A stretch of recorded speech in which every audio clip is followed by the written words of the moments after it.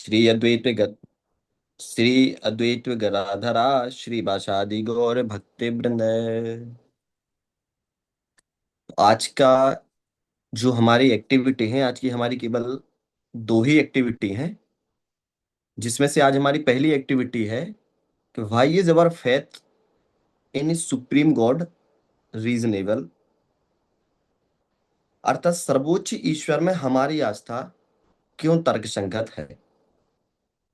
जबकि दूसरी एक्टिविटी है जो आज हमारी, वो है matter, spirit and God and supreme controller of both matter and spirit. आज की जो हमारी दोनों एक्टिविटी होगी वो इन दोनों विषय पे होंगी।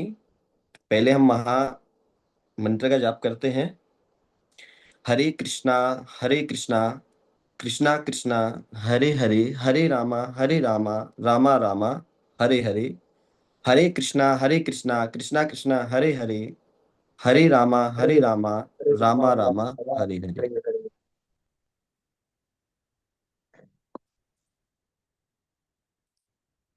तो हमारी एक्टिविटी, पहली एक्टिविटी के भाई जेवर faith in a supreme God reasonable. सर्वोच्च ईश्वर में हमारी आस्था क्यों तर्कसंगत है। तो इसके कुछ कंसेप्ट हैं। इसमें पहला कंसेप्ट अगर अब है तो पहला कंसेप्ट है मटेरियल कंसेप्ट ऑफ लाइफ।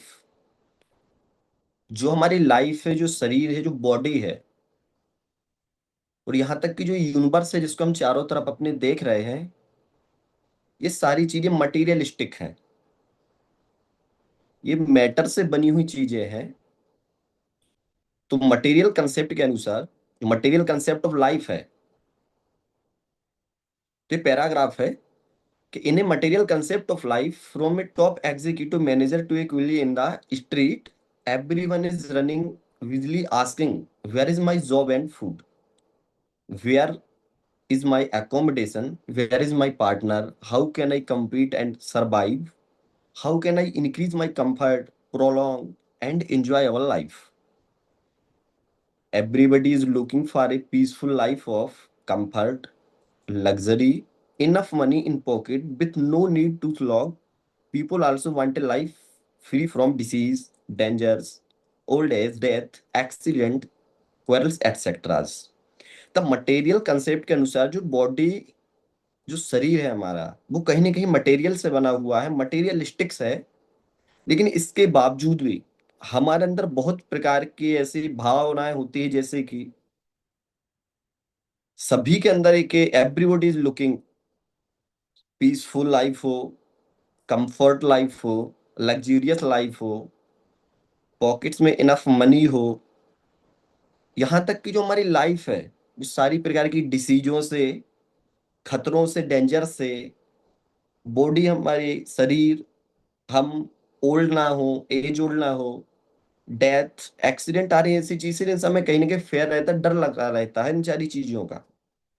ये सारी चीजें कहीं ना कहीं, क्योंकि बॉडी तो एक हमारी मटेरियलिस्टिक है, लेकिन जो सारी चीजें हमारे अंदर आ रही हैं, कंफर्ट, प्रोलोंग, एंजॉयमेंट, ये सारी चीजें कहीं ना कहीं नहीं है। तो इन सबके पीछे जो एक शक्ति है, एक एनर्जी है, उस एनर्जी कौन सी है, कौन सी एनर्जी है अकॉर्डिंग टू साइंटिस्ट जो साइंटिफिक अप्रोच है, वो हमारी साइंटिफिक अप्रोच का एक दायरा बना हुआ है।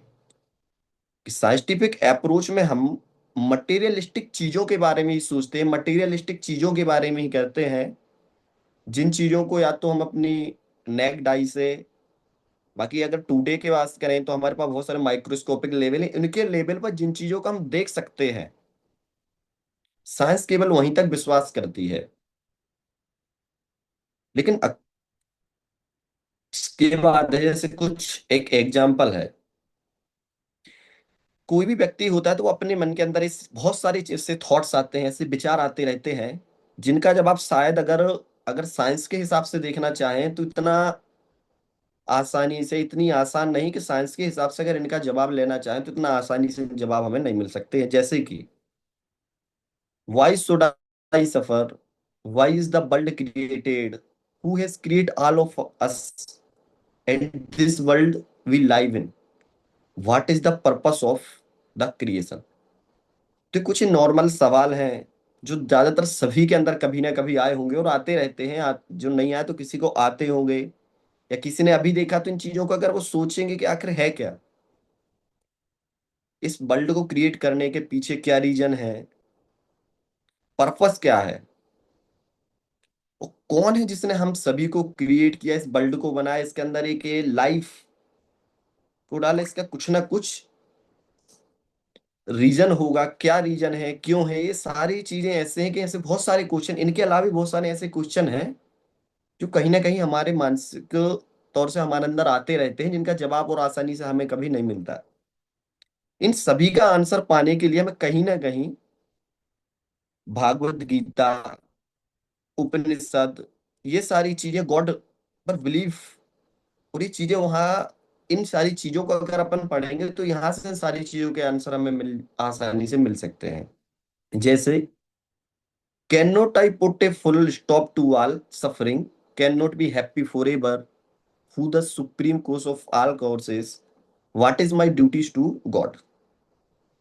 ये कुछ क्वेश्चन है जो नॉर्मली सभी को आते हैं, लेकिन इस सभी से अच्छा एक वेल नोन फैक्ट है कि जो world we live in brings all these unwanted experience bill, sorry which रहीना मेक्स। सर, आपको बीच में डिस्टर्ब करने के लिए।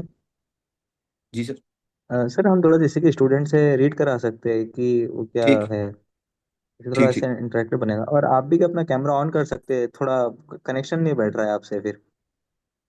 ठीक सर, मैं कर, कैमरा शायद मेरा ऑन है सर वैसे तो। नहीं, आपका दिख नहीं रहा है पर। एक मिनट सर, मैं देखता हूँ।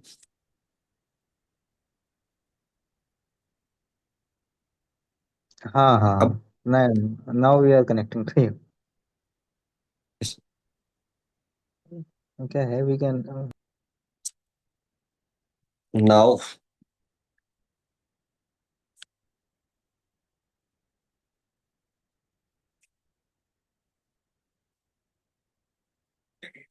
एक एक एग्जांपल इसमें दिया गया है कि why is our faith in a supreme God responsible.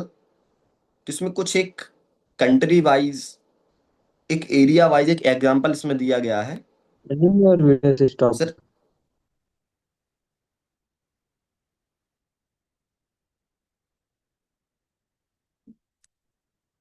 Sir read, anyone read.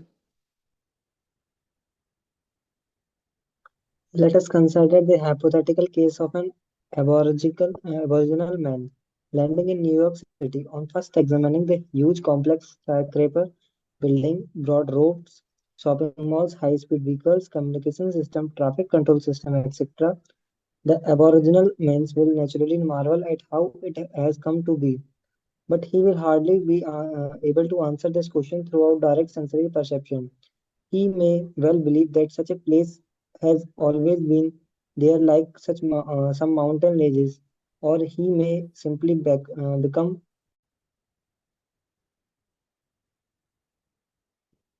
डिविल्डरेट। Okay, तो इसका एक सिंपल सा है। कोई एक ओरिजिनल मैन है जो एक लैंडिंग कर न्यूयॉर्क सिटी के अंदर आता है। न्यूयॉर्क सिटी के अंदर आके जो ये मैन है, इसने कभी इस प्रकार की सिटी, ऐसी मेट्रो सिटी, बड़ी बड़ी बिल्डिंग, टेलीफोन कम्युनिकेशन, बड़ी बड़ी रोडें, broad road, shopping malls, high speed vehicles, communication system, traffic system है, इन सारी चीजों के बारे में कभी ना कभी उसने ऐसी चीजों को नहीं देखा है।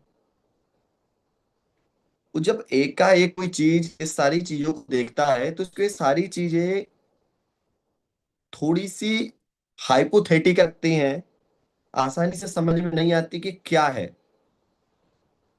तो इसका मतलब ये तो नहीं है कि ये जो सारी चीजें हैं एग्जिस्ट नहीं करती हैं।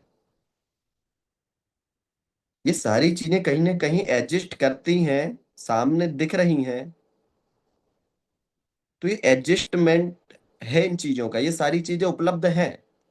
लेकिन इन चीजों को कब बनाया, किसने बनाया, अगर हम एबुलने मैन के हिसाब से उसके पॉइंट ऑफ व्यू से देखें तो इन सारी चीजों पे इतनी आसानी से वो बिलीव नहीं कर सकता है, क्योंकि उसने इसके पहले कभी ना ही ऐसी चीजों को बनते देखा है, ना ही इस चीजों से वो कभी रूबरू हुआ है। तो यही है, ये क्या है कि इसी यही होता है एक रीजनेबल फेथ और एक अनरीजनेबल। यहाँ पे क्या हो रहा है कि जो एक एबोरिजिनल मैन है उसको ये सारी चीजें रीजनेबल नहीं लग रही। वो इतनी आसानी से, कोई ऐसी पॉइंट नहीं कि जिससे वो रीजन नहीं है जिससे वो इस सारी चीजों पर इतनी आसानी से भरोसा कर सके, तो उसको इन सारी चीजों पर इतनी आसानी से भरोसा नहीं हो रहा है। लेकिन इसी के विपरीत एक यूरोपियन मैन है। Read this paragraph.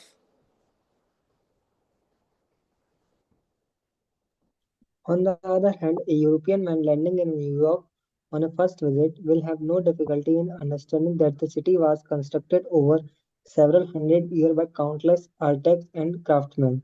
Although our cultured visitor did not see the city being constructed and has not met any of the architect or craftsmen involved. तो यही मतलब जस्ट अपोजिट हो गया है। एक यूरोपियन मैन है, वो न्यूयॉर्क आता है, और जब न्यूयॉर्क में आके उसकी फर्स्ट विजिट करता है, फर्स्ट बार न्यूयॉर्क आया, तो वो भी न्यूयॉर्क आने के बाद ये सारी चीजें देखता है। ब्रॉड रोड, बड़ी बड़ी मॉल, बहुत अच्छा कम्युनिकेशन, हाई स्पीड व्हीकल्स। तो उसको आके इन सारी चीजों को देख के उसको इतना ज्यादा अजीब, मतलब अलग नहीं लगता है। इन सारी चीजों को देख के उसको कहीं ना कहीं वो रिलेट कर सकता है इन सारी चीजों, क्योंकि उसने कभी ना कभी इन चीजों को कुछ हद तक देखा हुआ होता है।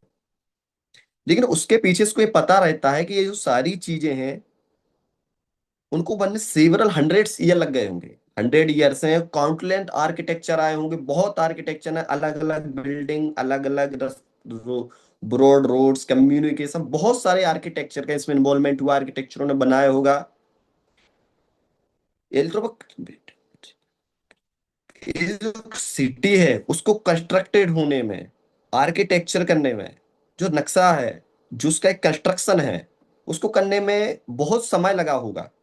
तो वो समझ सकता है कि ये सारी चीजें हैं, ये कहीं ना कहीं वो रीजनेबल लग रही है उसको, ये रीजनेबल है, क्योंकि उसने इन सारी चीजों को कभी ना कभी बनते हुए या यूरोप में इन सारी चीजों को उसने देखा है। तो उसके सारी चीजें हैं जो वो रीजनेबल लग रही हैं। जबकि जो पिछला, जबकि इसके बाद ये रीजनेबल फेथ में दोनों का एक कंक्लूजन है। चेतन प्रभु, रीड।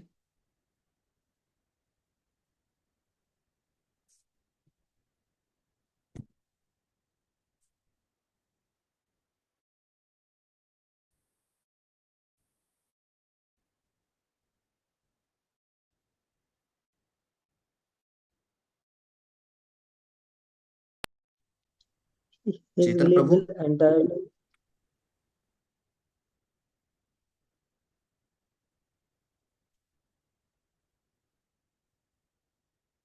ये आवाज आ रही है क्या? yes sir आ रही है सर वीडियो चला गया sir Okay. Any other student can read. Okay.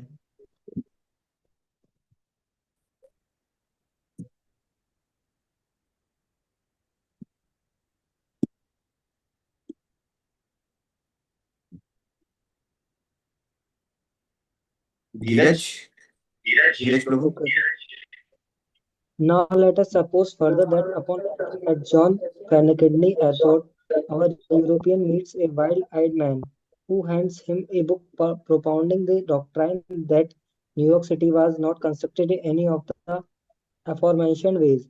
Rather, some 100 years ago, there was an explosion in the Hudson Bay region, and after the smoke cleared, the entire city, completed with skyscrapers, subway, and telephone system, was standing in place. They first read this. आपका sound eco हो रहा है Dhaniram sir. His belief will be entirely reasonable, but he will have to admit that, strictly speaking, it is a type of faith, an entirely reasonable faith. The conclusion of the aborigine, however, must be termed unreasonable faith.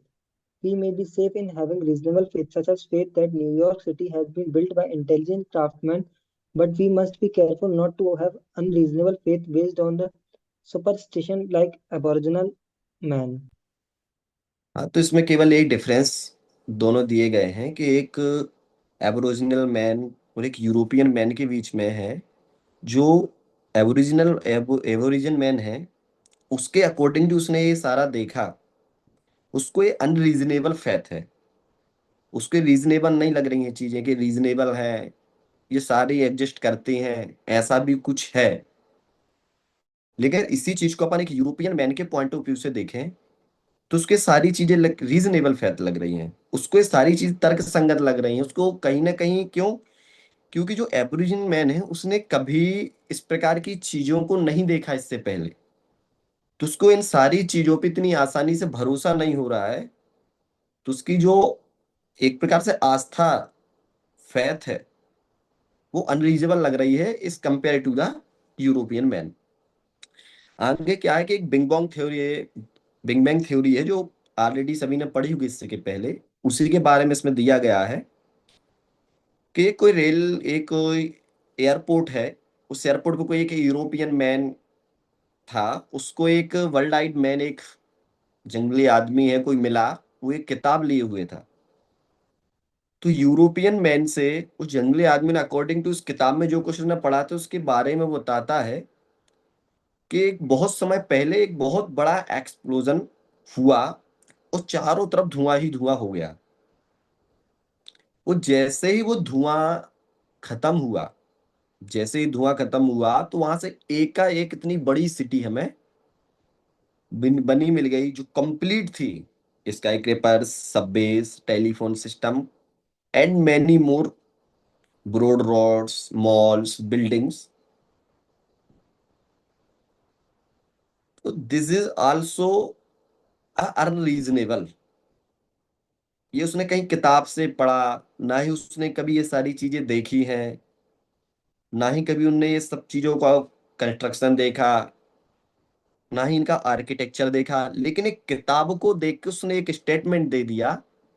ये भी कहीं ना कहीं जो दूसरे European man है या ये है, इनके लिए कि रीजनेबल नहीं लग सकता है। उनके पॉइंट टू से यूरोपियन मैन के हिसाब से देखें तो उसके सारी चीजें रीजनेबल नहीं लगी, क्योंकि ये एक स्टेटमेंट है, ना कि कोई रीजन दिए गए हैं कि कैसे क्या। तो एक वर्ल्ड मैन और यूरोपियन मैन के बीच का ये डिस्कशन था। एक बहुत अच्छा एग्जांपल है ये भी,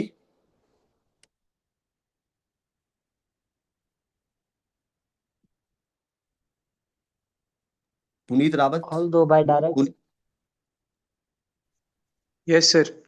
Although by direct sensory perception, the European will be not able to prove this doctrine false, since he has not personally observed the construction of the city. Nonetheless, he will conclude that the young wild-eyed man is silly or mad. Now, from scientific observation, we learn that the physical structure of a living cell is more complex than that of the entire city of New York, complete with telephone lines, electrical circuits, and plumbing, etc., and that the human body has more than 30 trillions of these cells. इसमें क्या समझ में आया इसको पढ़ने के बाद? कुछ समझ में आया कि इसको कैसे रिलेट किया है?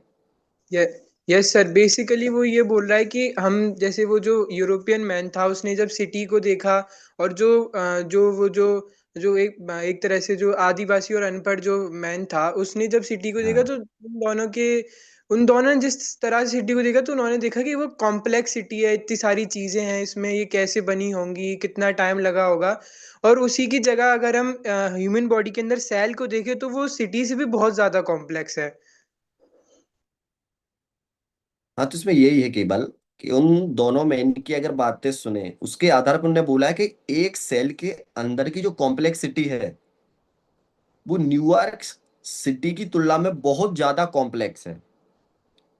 जबकि हम अपने अगर बॉडी के लेवल पे देखें तो हमारी बॉडी 30 ट्रिलियन सेल से बनी हुई है। अगर एक सेल इतनी ज्यादा कॉम्प्लेक्स है और इसी प्रकार की 30 ट्रिलियन सेल्स आपस में जुड़ के एक बॉडी को बनाती हैं, तो इनके बीच में इतना अच्छा कोऑर्डिनेशन, इतनी अच्छी केमिकली कोऑर्डिनेशन, हार्मोनल कह सकते, इतना अच्छा कोऑर्डिनेशन, इतनी ज्यादा, इतने बड़े लेवल पर ये कोऑर्डिनेशन करना कहीं ना कहीं एक हमें दर्शाती कि कोई ना कोई एक सुप्रीम लीडर है, कोई ना कोई एक सुप्रीम लीडर है जो सारी चीजों को चला रहा है। जैसे जैसे कि यूरोपीय में देखा, यूरोपियन मैन के हिसाब से देखा तो उसने टेलीफोन लाइंस हो गई, इलेक्ट्रिकल सर्किट्स, ये प्लम्बिंग, ये सारी चीजों को उसने ऑलरेडी देख के रखा। तो उसके पॉइंट ऑफ व्यू से अगर वो देखे तो उसके पॉइंट ऑफ व्यू से सारी चीज उसको कहीं ना कहीं रीजनेबल लग रही थी, उसको रीजनेबल है, क्योंकि उसने सारी चीजों को देखा है, इसके बारे में उसको पता है। लेकिन इसी के लिए अगर वो अनपढ़ व्यक्ति था या जो आदि मतलब एक जंगली व्यक्ति था, अगर उसके पॉइंट ऑफ व्यू से सारी चीजें देखें तो उसको इतनी कॉम्प्लेक्सिटी, इन सारी चीजों के बारे में उसको इतना नॉलेज नहीं है। यहाँ पे एक ह्यूमन बॉडी के लिए लेके एक बताया गया है कि जो ह्यूमन की बॉडी है वो 30 ट्रिलियन सेल से बनी है, उसके बावजूद भी ये जो वर्किंग प्रॉपर्टी है इसकी वो बहुत ही स्मूथ है, अमेजिंग प्रिसीजन है। ऐसा तो नहीं कि एक ऑर्गन दूसरे ऑर्गन को सपोर्ट, एक ऑर्गन का दूसरे ऑर्गन के साथ इतना अच्छा कोऑर्डिनेशन, पूरी बॉडी का आपस में एक दूसरे, पूरी बॉडी का, सारी बॉडी की जितनी भी सेल्स हैं कहीं ना कहीं वो किसी ना किसी लेवल पे एक दूसरे से कोऑर्डिनेशन में है। इसके अलावा एक बहुत और अमेजिंग चीज है कि complex ability to regenerate themselves, ये कैपेसिटी, एक कैपेबिलिटी केवल एक लिविंग ऑर्गेनिज्म के लेवल पे ही है। कॉम्प्लेक्स सेल्स हैं जो उनके अंदर एबिलिटी है बॉडी के अंदर, वो अपने आप के रेप्लिका भी बना सकती है। जबकि जो सिटी प्लानिंग कर रहे हैं, जो सिटी प्लानर कमिश्नर्स है, या जो यूरोप सिटी है, या जो न्यूयॉर्क सिटी है, यहाँ की किसी में पाबंद नहीं कि वो अपने आप की रेप्लिका बना सके। तो कहीं ना कहीं ये बहुत ज्यादा कॉम्प्लेक्स सिटी, अगर बॉडी को देखा जाए तो उस सिटी की तुलना में तो ये और ज्यादा कॉम्प्लेक्स है।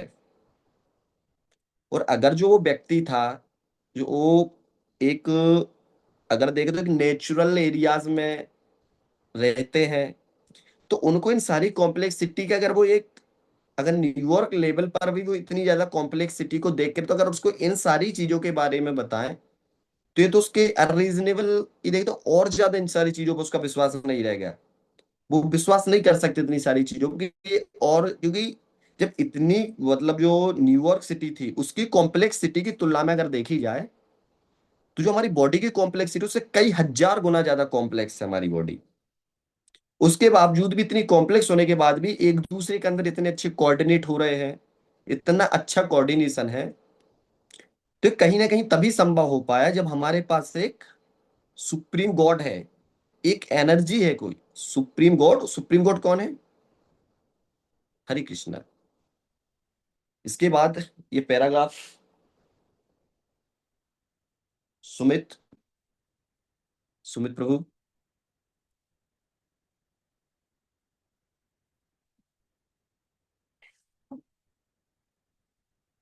सुमित प्रभु सुन पा रहे हैं क्या?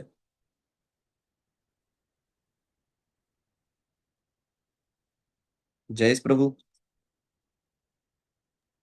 सर मैं पढ़ दूं क्या? हाँ हाँ, उज्जवल। Now, if we were to conclude that the human body has also been planned and constructed by some highly intelligent person or persons, then it's called reasonable faith. But the atheistic theory that the human body and the universe were live in arose from a chance by some tremendous explosion. These people can also be compared to the wild-eyed fanatic claiming that the New York City came from an explosion in Hudson Bay. It is nothing short of insanity. We can have reasonable faith that this universe and its content, including ourselves, are the creation of an eminently intelligent, powerful, and expert supreme being. क्या समझ में आया? अभी पिछलापन जो big bang theory बताई, इस paragraph को पढ़ के क्या समझ में आया?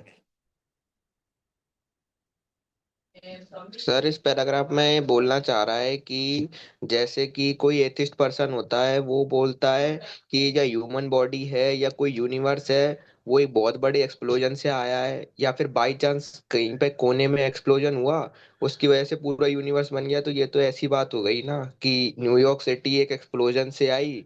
तो ये बात इतना कोई सेंस नहीं बनाती है। ठीक। तो यहाँ तक कि अपन ने अभी जो अपनी पहली एक्टिविटी थी, अपन ने अपनी पहली एक्टिविटी अभी देखी है।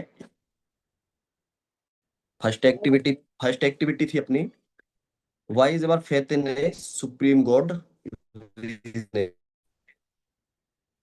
तो इसका एक समराइज कर दें इसका केवल, कि सर्वोच्च ईश्वर में हमारी आस्था क्यों तर्कसंगत है।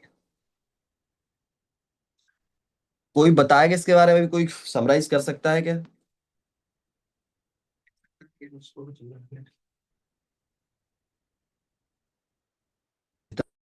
देखा हो समराइज कर सकता है कोई?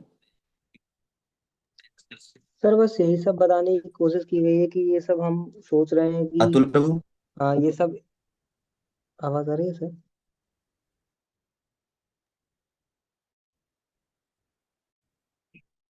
हेलो आ रही है आवाज आपकी, आ रही है। सर। हाँ सर, तो बस यही सब हाँ, समराइज आवाज हुआ है आ रही है, कि आ रही है आवाज। हाँ, तो यही सब समराइज हुआ है कि इतनी बड़ी कॉम्प्लेक्स ऑर्गेनिज्म, अब जैसे कि हम छोटी मोटी चीजों को देखते हैं तो वो इतनी कॉम्प्लेक्स नहीं है, लेकिन हमारी कॉम्प्लेक्स बॉडी, तो ये सब ऐसा तो है नहीं कि ये सब अपने आप आ गई। तो कहीं ना कहीं इसमें गॉड की क्रिएशन है, अल्टीमेट माइंड है सुप्रीम गॉड का, जिसने ये सब हमको बनाया है। तो वो कहीं ना कहीं एग्जिस्ट करता है। हम ऐसे नहीं कह सकते कि ये सब किसी थ्योरी बेस्ड पे कि एक एक्सप्लोजन हुआ है। ये सब सिर्फ हम सिर्फ अपनी एक थ्योरी बनाने की कोशिश कर रहे हैं, लेकिन हमको अल्टीमेटली वो इतनी कॉम्प्लेक्स चीजें हमको सोचना भी हमारे लिए कितना मुश्किल पड़ सकता है, वो चीज के बारे में बताना चाह रहे हैं कि कहीं ना कहीं सुप्रीम गॉड है जिसने ये सब चीजों को बनाया है। इतनी कॉम्प्लेक्सिटी तो हम खुद भी नहीं सोच सकते, जितनी कॉम्प्लेक्स हमारी बॉडी है। तो कहीं ना कहीं उसके ऊपर एक सुप्रीम पावर है, और वो सुप्रीम पावर को ही गॉड कहा गया है ना sir? यही सब है sir.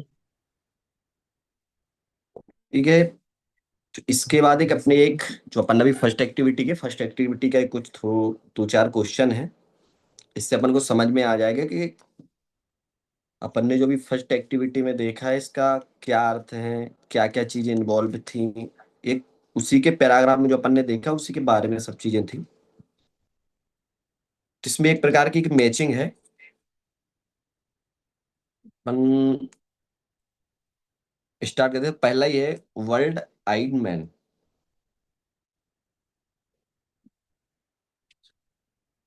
Read read all option in right side.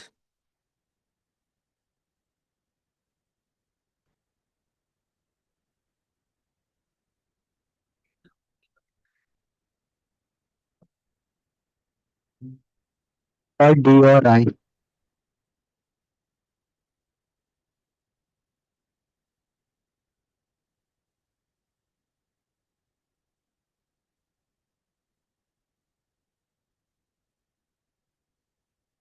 Anyone answer? Sir I D. Sir.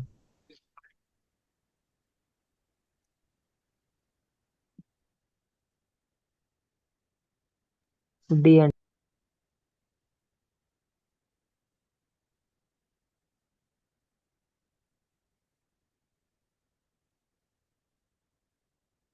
Puneet Rawat. Sir D and I. D and Y? Sir I है वाई? सर। सर वो जो जैसे आपने बताया था वाइल्ड आइड मैन है, वो किस तरह से सिटी को देख रहा है और उसका नजरिया क्या है बेसिकली, तो इन दोनों ऑप्शंस में वही बताया है।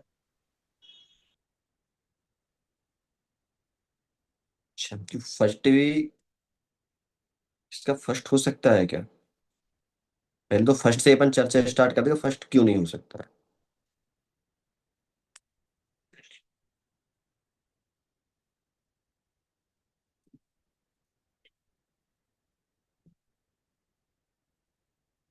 एच है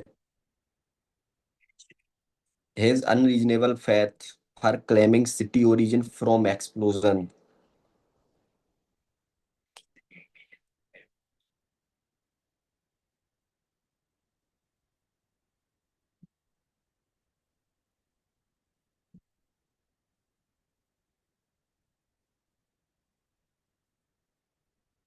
Any more और कोई और जो इसका आंसर बताना चाहता है?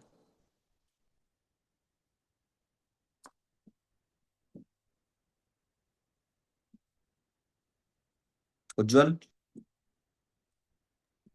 Yes sir. सर मुझे फर्स्ट वाले का आंसर एक ए लग रहा है, wild life must be nuts due to unreasonable faith in Hudson Bay explosion. ठीक है, और तो वर्ल्ड वाइड मैन था। वर्ल्ड वाइड मैन के आधार पे अपन को देखना है कि उसके नजरिए से क्या अनरीजनेबल है।